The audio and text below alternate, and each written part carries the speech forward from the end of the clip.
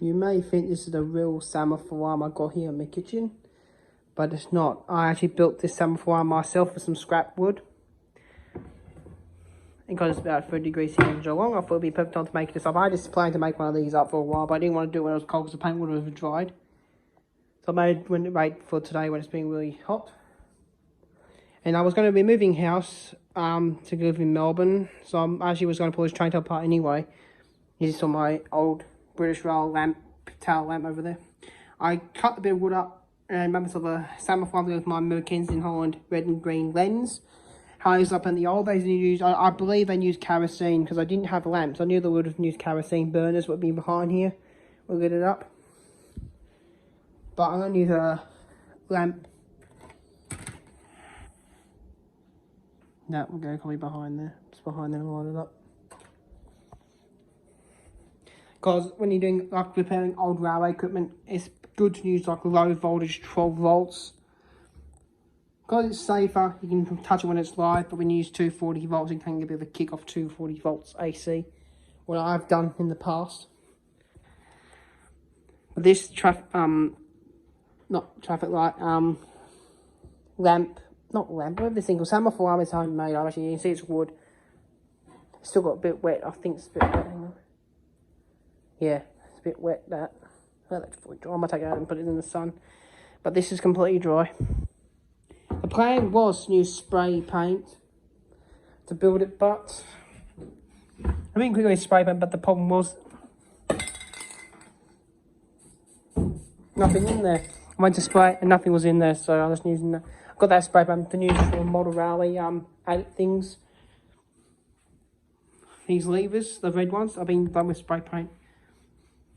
And so I have those. Some with the paint originally with spray paint, but I painted them up with red paint, just touch them up a bit. Same paint used for this. The paint I'm using, if you're wondering, is water-based paint. The best I've used is wood paint when you're painting houses, but I'm using that one to just have this paint a line around anyway. And then use the white paint. It's still dry now actually, as I just showed you, the paint was still wet. But I'm making myself a homemade semaphore arm. I'm not going to say if I'm going to make it move up and down or not. That might be maybe a part of the project. But if I do, I'll make this rise as well. I'll have two rods attached to this and attached to this, so we'll both rise at the same time with a motor.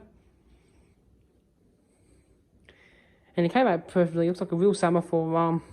If you really were far away, if I put this up against here quickly, paint might be still wet on there. I don't want to put it on the bench.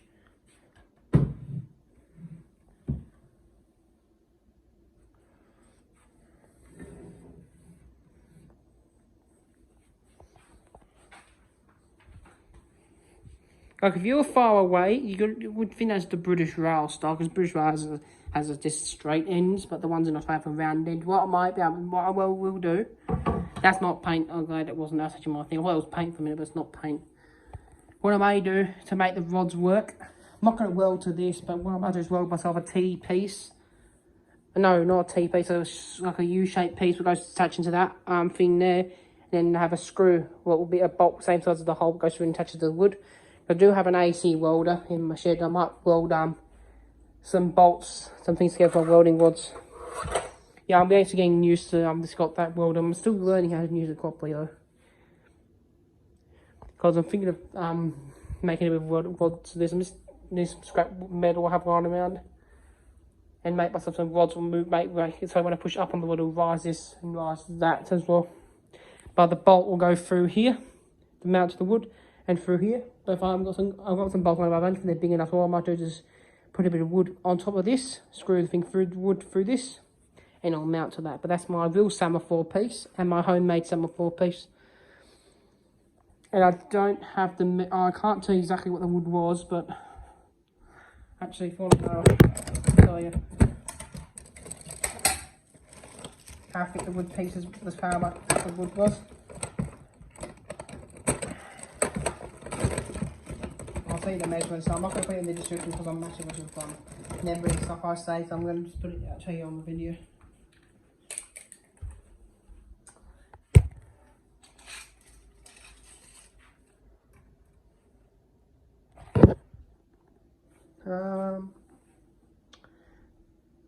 About 2.5, meters, 2 feet by 23 millimeters, I believe that is.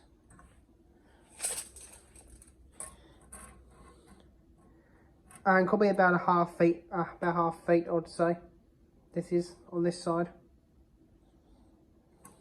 So 2.5 feet is from the bench, I think I said it was. So about 2.5 for the from the semaphore post to the edge, and 1.5 feet on the end. Wood I'm using is this wood. This wood when I got it from Bunnings, I believe. I can't actually get the tape measure out.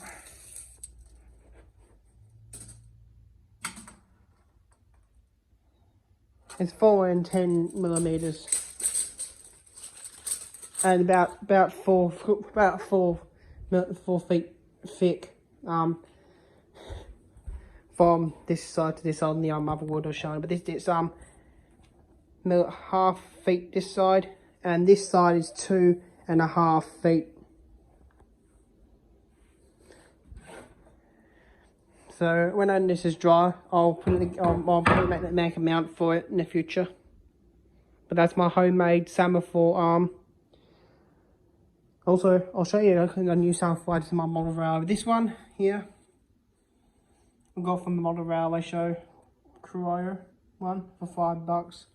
And it didn't. This one was missing the pull rod, such that thing there. Makes it go up. It makes it go up. But what I've done is I've put a bit of resistor wire and a rod going down underneath to a point motor underneath, what makes it go up and down automatically. You see, I'll power it up. I'm not going to power it up. I'll do a video of it next time.